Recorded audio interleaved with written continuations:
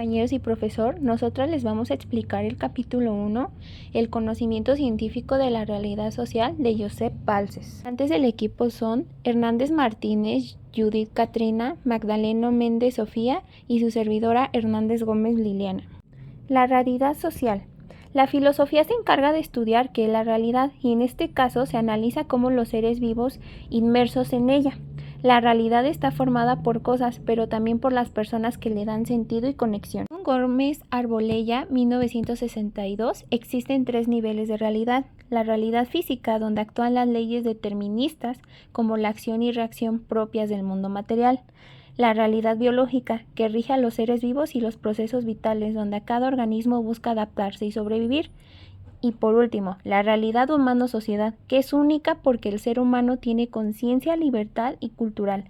Aquí no se vive, sino produce historia y convive con otros. Conocimiento de la realidad. Todo conocimiento surge mediante un proceso psíquico y para entenderlo se distinguen 3 conceptos.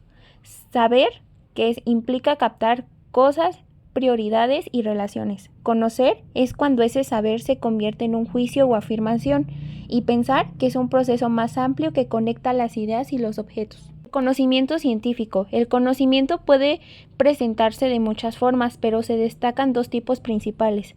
Una, que el conocimiento vulgar o sentido común, que es superficial y basado en la experiencia inmediata, y el conocimiento científico, que es racional, sistemático, comprobable y objetivo. El conocimiento científico busca explicar y comprender la realidad mediante métodos rigurosos, observación y razonamiento lógico. Según los autores como Bunge y Sierra Bravo, la ciencia se caracteriza por la sistematización del conocimiento, el uso de métodos lógicos y reglas comprobables, la observación y la experiencia como base de la objetividad. Es la forma más precisa y profunda de entender la realidad porque se transforma la experiencia humana en explicaciones verificables. Conclusión, el ser humano vive en una realidad compleja, física, biológica y social. A través del conocimiento, especialmente del conocimiento científico, puede comprenderla, explicarla y transformarla. Tipos de ciencias. Según Rostand, existen estas divisiones. Las ciencias falsas que tienen un punto de partida erróneo, pero una buena metodología. Un ejemplo de esto pueden ser los rayos N, que tiempo después se comprobó que no existían. Las pseudociencias son aquellas que no poseen rigor ni metodología, pero que aún así exigen ser tomadas en cuenta como ciencias. Un ejemplo de esto puede ser la astrología. Las ciencias sociales que estudian la realidad social y las ciencias naturales que estudian otros niveles de la realidad. Posibilidades de las ciencias sociales. Ekberg considera que las ciencias sociales no tenían carácter debido a que son incapaces de dar explicaciones y crear teorías, es decir, que carecen de leyes generales, debido a que hay una experimentación precaria que es la falta de experimentos controlados. Pero esto realmente no ocasiona un problema a las ciencias sociales, ya que cabe cierta medida de realización de experimentos. La complejidad de los factores o terminología se relaciona con la vida cotidiana. Si bien los problemas sociales son complejos, se van delimitando y perfilando con el adecuado rigor de los conceptos y términos de las ciencias sociales. La subjetividad en las investigaciones sociales. Habla sobre la incapacidad radical del individuo para ver con objetividad y universalidad la realidad social. Pero se vio que a través de una experiencia de la psicología del conocimiento y una pedagogía de la investigación, se podían dar resultados satisfactorios. La neutralidad axiológica habla sobre la incapacidad para el estudio objetivo de la sociedad, afectando en la elaboración de juicios de valor, ya que pensaba que afectaba la responsabilidad del que investigaba. Pero realmente se espera que el científico social sea neutro para garantizar la independencia y objetividad en las investigaciones.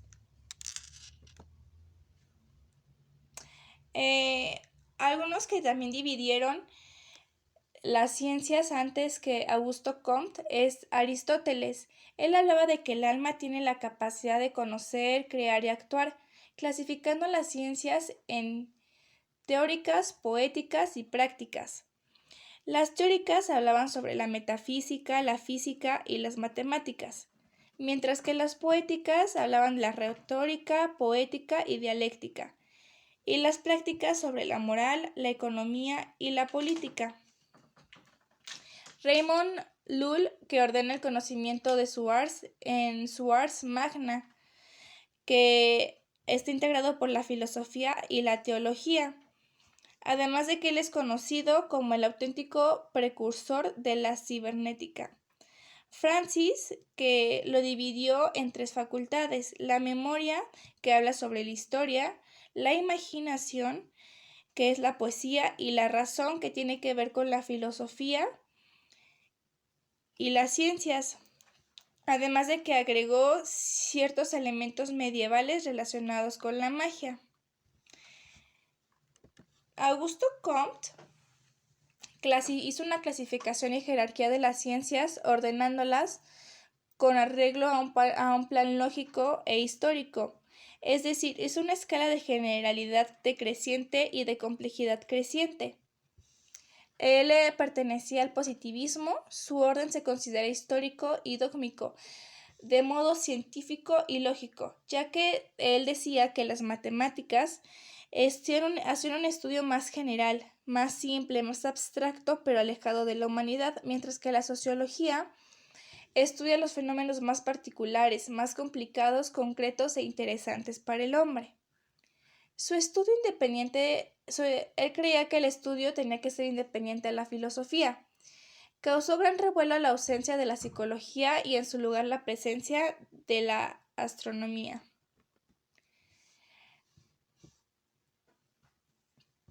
Dilthey consideraba exageradas las concepciones materialistas de Comte y separa las creencias de la naturaleza afectadas por una relación determinada y matemática. Por otro lado, las ciencias del espíritu, que tienen una relación significativa, como las ciencias de la cultura, que tienen que ver con la historia, que son los hechos, la religión, el arte, la moral, que tiene que ver con los sistemas y la organización externa de la sociedad. En las ciencias del espíritu también entra la psicología general y la psicología comparada. Bueno, compañeros, yo les voy a presentar sobre algunos problemas actuales de las ciencias, ya que estos problemas afectan cómo investigamos, cómo interpretamos la realidad y cómo se construye el conocimiento social. Los problemas centrales: primero, las ciencias sociales enfrentan varios retos importantes. El texto menciona que la resistencia social frente a las aplicaciones científicas, que significa que muchas veces la sociedad no confía o no acepta lo que las ciencias sociales descubren. También está la subjetividad del investigador, es decir, que quien investiga puede influir en los resultados. Otro punto clave es la interacción de las ciencias sociales y la importancia creciente de la investigación interdisciplinaria, la que muestra que estas ciencias necesitan trabajar juntas. Además, se dice que su objeto de estudio es un sector de la realidad especialmente complejo porque las estructuras sociales cambian de forma profunda y constante. Las causas de la resistencia social. La resistencia social tiene varias causas.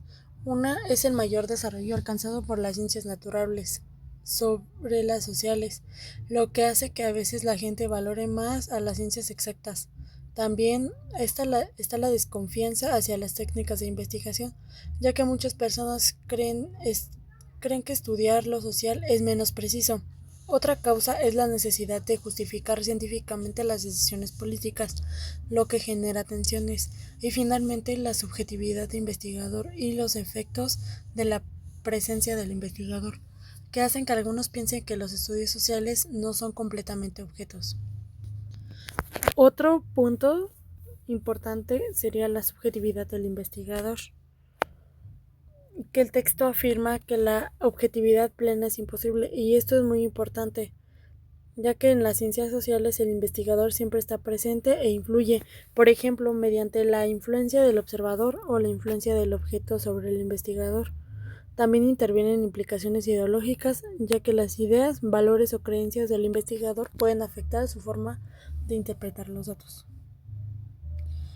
Otro punto clave es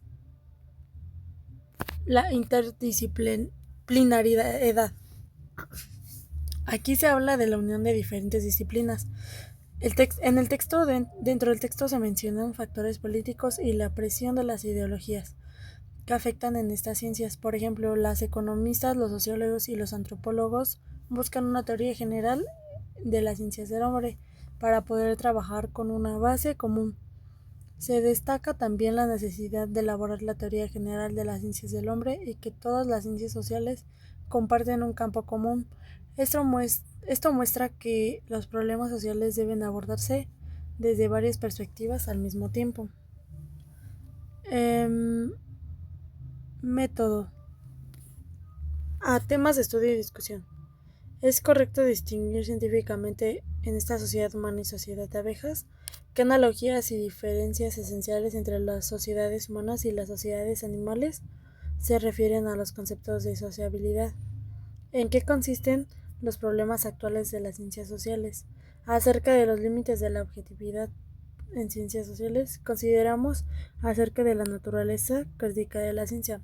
Estos son temas de estudio y discusión que el mismo libro o dentro del texto se menciona que se pueden dialogar y como tal investigarlos. Ahora el método. El texto explica que el término método deriva del griego métodos, camino hacia, y que puede entenderse en tres sentidos: el sentido abstracto, que se refiere a la actividad científica en general; el sentido normativo, que son reglas y procedimientos; y el sentido operativo, que son ya las técnicas concretas que se usan para investigar. Y continuamos. El conocimiento científico. Finalmente se explica que los conocimientos científicos se reducen en unas teorías científicas, entendidas como un conjunto sistematizado y ordenado de conceptos. La investigación requiere una actitud especial y la ciencia funciona como un todo organizado. Por eso aparece la interdisciplinariedad y los procedimientos que se utilizan, que se llaman métodos científicos. En conclusión, las ciencias sociales estudian la realidad compleja, enfrentan resistencias y requieren trabajar de manera interdisciplinaria. A pesar de sus dificultades, siguen siendo fundamentales para entender los cambios profundos de nuestra sociedad. Muchas gracias por su atención. Esto fue todo de nuestra parte.